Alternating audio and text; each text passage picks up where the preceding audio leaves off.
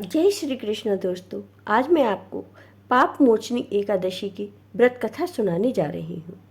एक बार धर्मराज युधिष्ठिर ने भगवान श्री कृष्ण से कहा, हे जनार्दन, चैत्र मास के कृष्ण पक्ष की एकादशी का क्या नाम है तथा उसकी विधि क्या है, कृपया करके आप मुझे बताइए।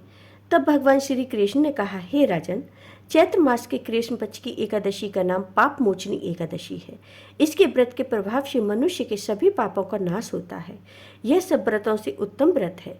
इस पाप मोचनी एकादशी के महात्म्य के श्रवण व पठन से समस्त पाप नाश हो प्राप्त हो जाते हैं। इसकी कथा के अनुसार प्राचीन समय में चित्ररथ नामक एक रमणीक वन था। इस वन में देवराज इंद्र गंधर्व कन्याओं तथा देवताओं सहित स्वच्छंद विहार करते थे। एक बार मेधावी नामक ऋषि भी वहां पर तपस्या कर रहे थे। वे ऋषि शिव उपासक तथा अप्सराएं शिव द्रोहिणी अनुचरी थीं। एक बार कामदेव ने मुनि का तप भंग करने के लिए उनके पास मंजू घोषा नामक अप्सरा को भेजा। युवावस्था वाले मुनि अप्सरा के हाव भाव, नृत्य, गीत तथा कटाक्षों पर काम मोहित हो गए। रति क्रीड़ा करते हुए 57 वर्ष बीत गए।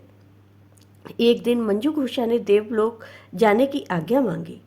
उसके द्वारा आज्ञा मांगने पर मुनि को भान आया और उन्हें आत्मज्ञान हुआ कि मुझे रसातल में पहुंचाने का एकमात्र कारण अप्सरा मंजू घोषा ही है। क्रोधित होकर उन्होंने मंजू घोषा को पिशाचिनी होने का श्राप दे दिया।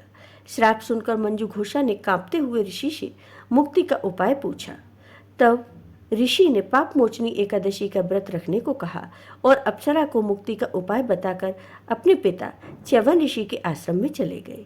पुत्र के मुख से श्राप देने की बात सुनकर च्यवन ऋषि ने पुत्र की घोर निंदा की तथा उन्हें पाप मोचनी चैत्र कृष्ण एकादशी का व्रत करने की आज्ञा दी। व्रत के प्रभाव से मंजू घोष अप्सरा पिशाचिनी देह से मुक्त होकर देवलोक चली गई। अतः जो कोई भी मनुष्य विधि पूर्वक इस व्रत को करेगा, उसके सारे पापों की मुक्ति होना निश्चित है।